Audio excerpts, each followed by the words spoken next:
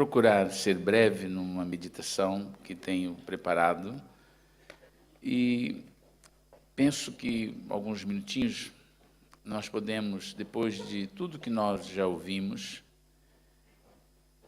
eu estava a ouvir o testemunho da Inês, embora já conhecesse em parte, e estava ali pensando, como Deus é bom.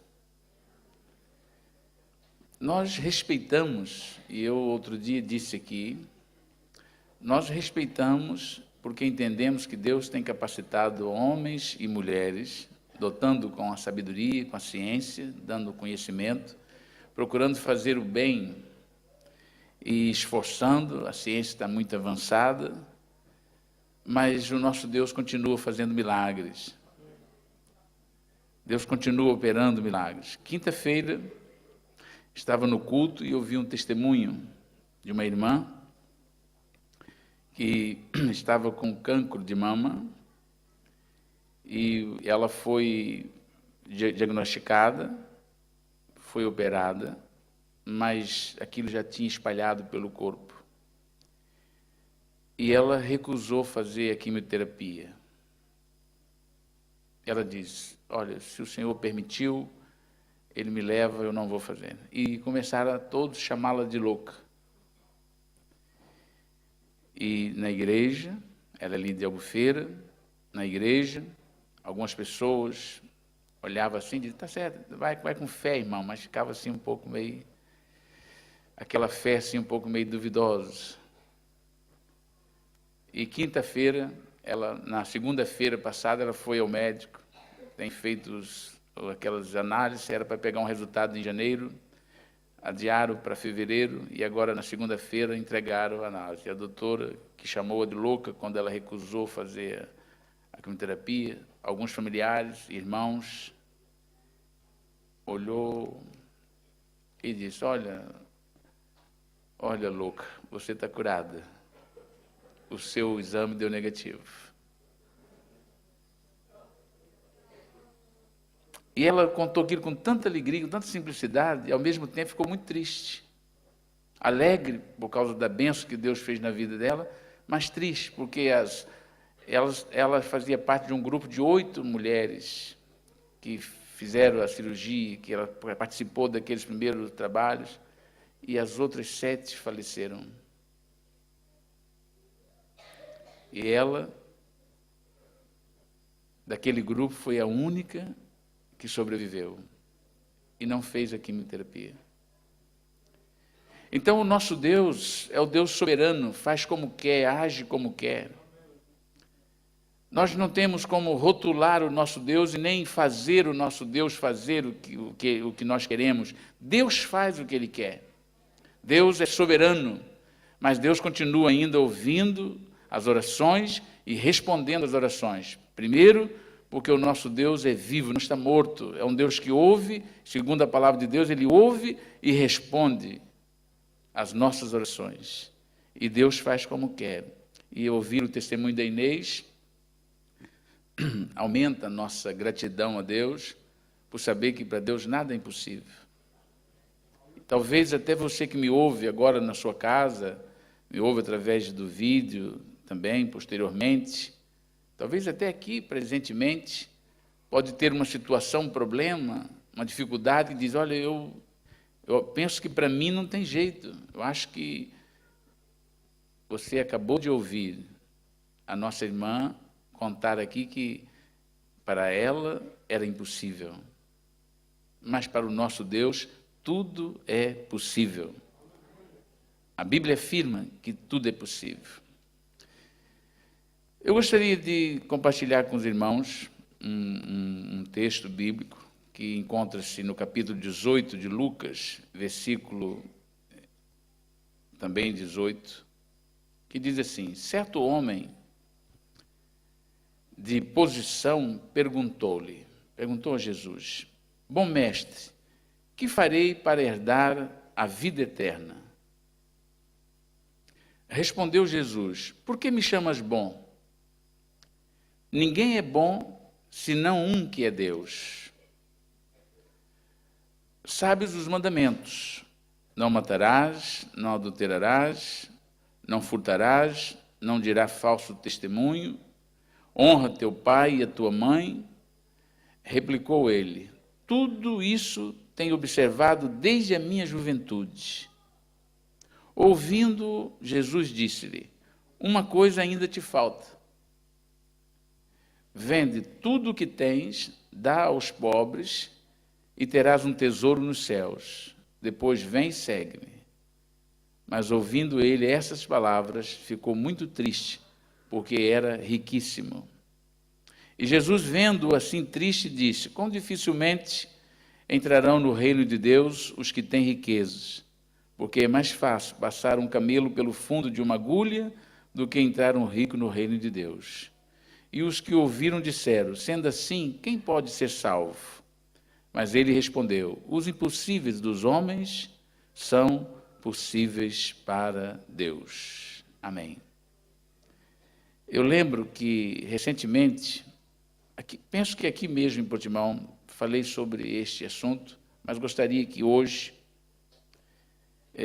você que me ouve, ao ler esse texto bíblico, e você que me ouve possa responder, não para mim, mas para si mesmo.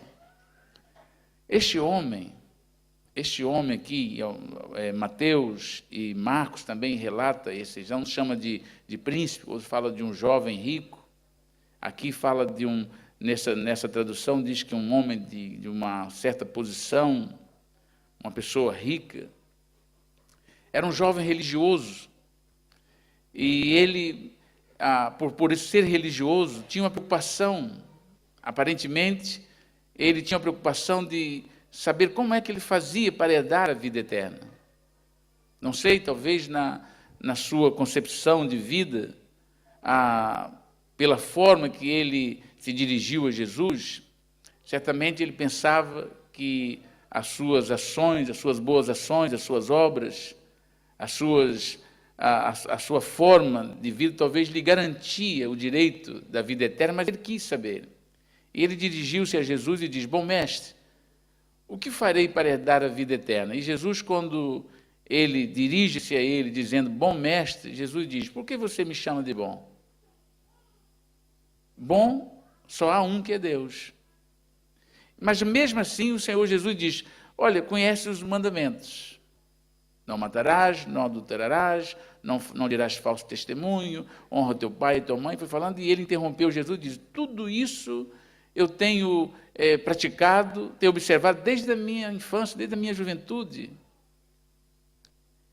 E Jesus, vendo que de fato ele era uma pessoa religiosa, que cuidava para não cometer certos tipos de pecados, Jesus então, mas como Jesus conhece o coração da pessoa e sabe que nenhum religioso vai ser salvo por ser religioso, porque a religião não pode salvar ninguém. A pessoa adentrar numa igreja, frequentar uma igreja, participar dos eventos da igreja, não dá direito à pessoa de ser salva. A vida eterna é algo que a pessoa consegue diretamente de Deus. A pessoa, para ser salvo, tem que crer, tem que receber pela fé, tem que aceitar o plano de Deus, tem que aceitar a palavra de Deus, tem que crer e aceitar a salvação que é mediante a fé. Essa graça que eu anunciei aqui no início, que pela graça nós somos salvos. E Jesus conhecendo o coração, porque o problema é que muitas vezes nós nos apegamos às coisas exteriores, esquecemos do mais importante. E Jesus, como viu o coração daquele jovem, vendo que ele estava ali envolvido com a religiosidade, mas não estava liberto, a sua alma, o seu coração estava preso às coisas materiais, ele estava agarrado a este mundo e Jesus o colocou à prova. Jesus diz: olha, mesmo o amando, por ele ser uma pessoa religiosa, por estar cuidando ali, procurando fazer alguma coisa, Jesus viu o seu coração e viu que ele não estava liberto das coisas deste mundo e sabia que algo estava tomando o lugar de Jesus na sua vida, porque Jesus não era o mais importante, Deus não era o mais importante para esse jovem, embora ele fosse religioso, embora ele guardasse os mandamentos, Ele não tinha Deus em primeiro lugar na sua vida. Deus estava posto de lado. Existia coisas mais importantes para esse jovem do que Deus. E Jesus, conhecendo isso, disse assim: se você quiser ser perfeito, se você quiser de fato herdar a vida eterna, você faz o seguinte: vai lá e vende tudo que você tem, uma prova duríssima para aquele homem materialista, vende tudo que você tem e dá aos pobres, e depois siga-me. E quando ele ouviu aquela palavra, a sua religiosidade não pôde superar a sua falta de amor por Deus, porque ele foi revelado o segredo do seu coração, porque o coração dele estava preso e posto nas coisas materiais, porque ele entristeceu imediatamente. E Jesus então usou aquele momento para despertar a mente dele, para dizer: olha, você pensa que é bom. Você talvez porque pratica alguma obra, ou talvez obedece a alguma coisa, mesmo que sejam os mandamentos, alguns mandamentos, mas você não é perfeito, você precisa de Deus. Você necessita de perdão dos seus pecados. Você necessita da salvação da sua alma. O fato de você ser um religioso não lhe garante o direito à vida eterna. A vida eterna não é conquistada pelos vossos méritos. A vida eterna é conquistada pela fé. Você precisa ter o perdão dos seus pecados. O que te separa de Deus não é a falta de você frequentar uma igreja. O que te separa de Deus é o pecado. E o pecado não pode ser apagado, nem comprado por dinheiro. As nossas riquezas, os nossos bens, aquilo que nós temos, nem os nossos sofrimentos podem nos garantir direito ao perdão dos pecados. O único antídoto, me permita o termo, o único antídoto contra o pecado é o sangue de Jesus Cristo, que foi vertido ali na cruz do Calvário. Jesus verteu o seu precioso sangue para que nós pudéssemos ser perdoados.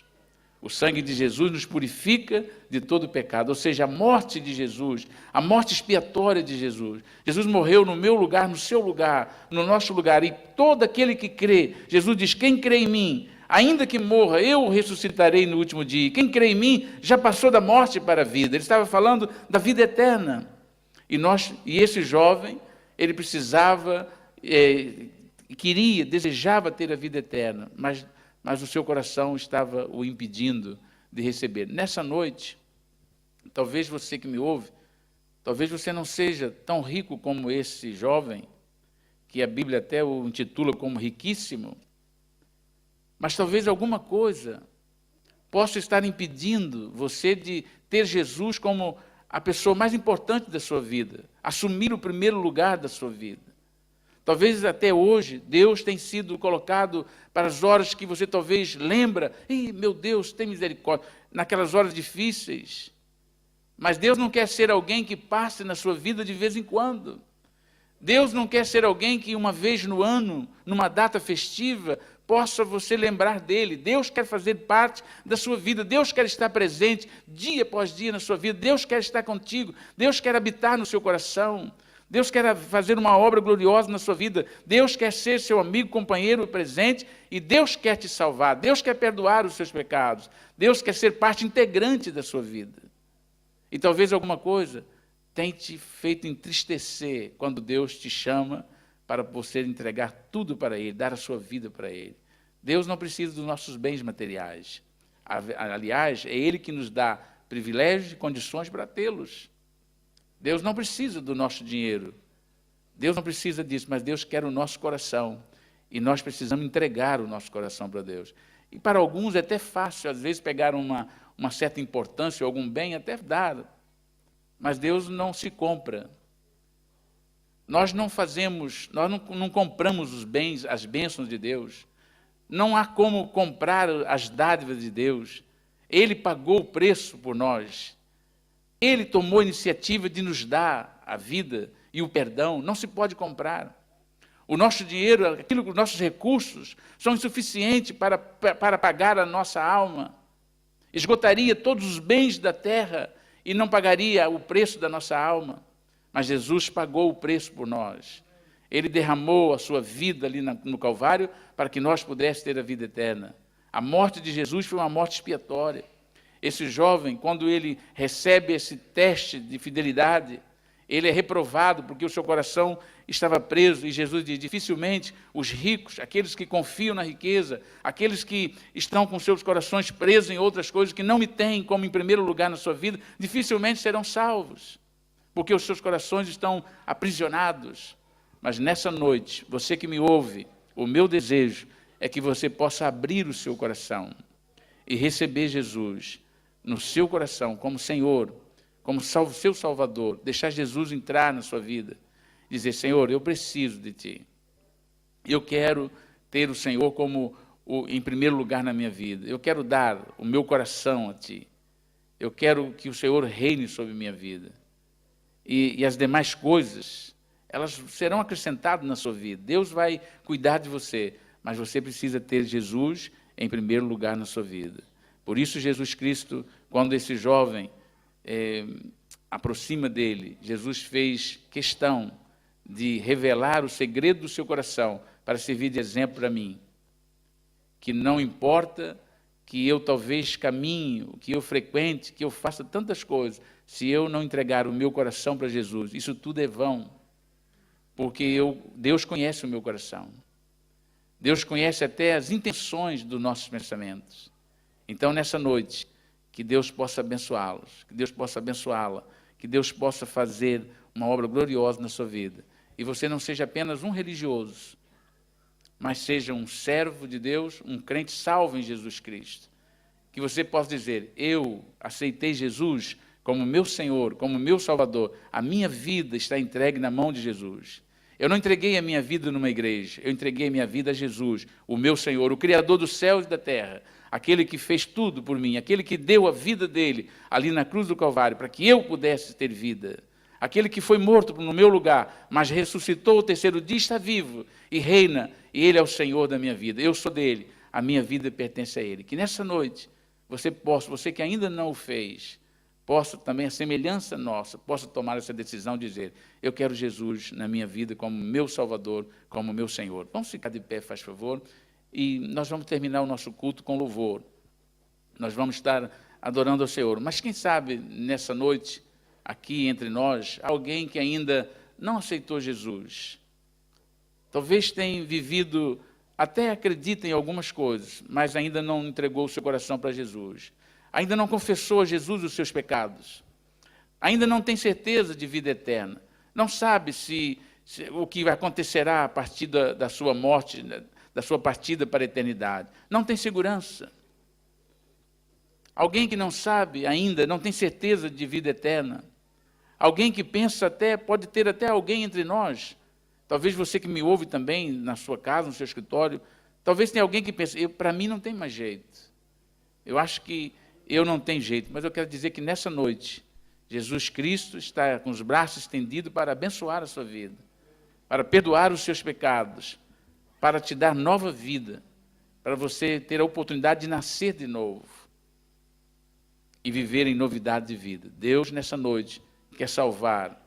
Se você sente, se você tem desejo no seu coração, se você quer ter uma vida nova, se você quer ter certeza que seu nome vai estar escrito no livro da vida, se você quer receber perdão para os seus pecados, se você quer ter uma comunhão com Deus, quer viver integrado na família de Deus, nessa noite, aceite a Jesus, diga, Senhor, eu te recebo no meu coração.